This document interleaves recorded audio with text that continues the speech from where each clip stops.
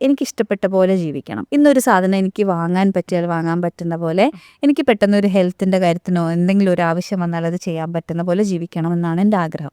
പക്ഷെ ഞാൻ സാധാരണ ജോലി ചെയ്യുന്ന ഒരു സാധാരണ ആളാണ്. എവിടെ നിന്നാണ് ഇത് സ്റ്റാർട്ട് ചെയ്യുക?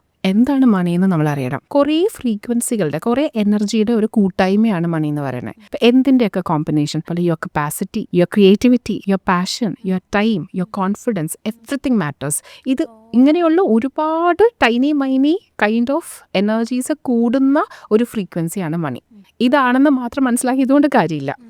മണിയിലേക്ക് ഉള്ള ബ്ലോക്സ് എന്താണ്, മണിയുടെ പ്രശ്നം എന്താണ്, നമുക്കെന്താ പൈസ ഇല്ലാത്ത കാരണം? നമുക്ക് വേണ്ടാത്തോണ്ടെന്ന് പറയുമ്പോൾ പൈസ വേണ്ടാത്ത ആൾക്കാരുണ്ടോ?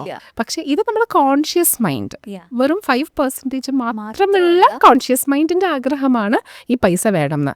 സബ് കോൺഷ്യസ് മൈൻഡിൽ എന്താ കിടക്കുന്നതെന്ന് നമുക്ക് നോക്കുമ്പോൾ, എക്സാമ്പിൾ, നമുക്ക് ജീവിച്ചു പോകാനുള്ള പൈസ മാത്രം മതി, നമുക്കതിൽ കൂടുതലൊന്നും വേണ്ട.